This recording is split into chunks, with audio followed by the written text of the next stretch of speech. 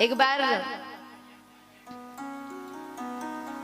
एक पंडित जी जो हमारे साथ आते हैं किसी के घर बैठने के लिए गए।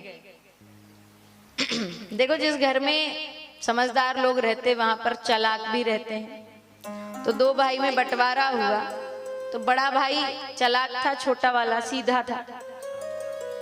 बंटवारा हुआ, माता पिता थे नहीं, तो बड़े भाई ने कहा कि अब बंटवारा कर लेना चाहिए। तो बोले ठीक है, जो भी वस्तु है आधी तुम्हारी और आधी हमारी। जो बर्तन थे आपस में बराबर बांट लिए गए। दो पलंग थे, किसने ले लिया एक उसने ले लिया। अलग अलग रहने भी लगे, लेकिन दो वस्तु ऐसी थी जिसका बंटवारा कर पाना बड़ा मुश्किल। पहली भैंस। अब भैंस को कोई आधा आधा कैसे बांटे महाराज, तो उसको छोड़ दिया, दोनों बारी बारी उसका उपयोग करते। और एक कंबल, इसका भी बंटवारा कर पाना मुश्किल। एक ही तो कंबल था, दो रहते तो एक एक ले लेते। लेकिन बड़ा भाई बड़ा चालाक था, तो वो कहता था कि देख भैंस में भी बंटवारा होना चाहिए, तो एक काम करना, चारा तू खिलाया करना। भैंस का मुख से लेकर के पेट तक का भाग तेरा और उसके बाद मेरा। अब ये चारा खिलाया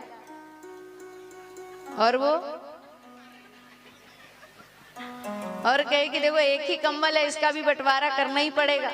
तो एक काम करना, दिन भर तू अपने पास रखना और रात को। लेकिन पंडित जी गए एक बार, पंडित जी गए तो भैंस बंधी हुई थी।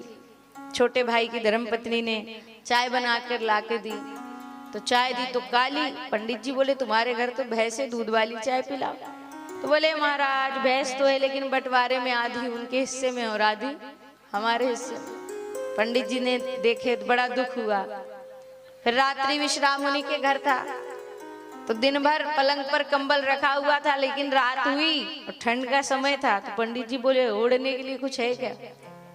तो बोले महाराज जी कुछ नहीं है, ये चादर ही है। तो बोले यहाँ तो कंबल रखा था। बोले महाराज जी बंटवारा हुआ, दिन में हमारे पास रहता, रात में उसके पास। पंडित जी का बड़ा दिल दुखा कि देखो भोले लोगों के साथ लोग अनर्थ करते हैं। पंडित जी ने गुरु दीक्षा दे दी। बोले हम जैसा कह रहे हैं वैसा करना। जब तुम्हारे पास वो कम्बल कल सुबह वापस आए तो दिन भर उसको बाल्टी में पानी रखकर भिगो कर रखना। उसने वैसे ही किया।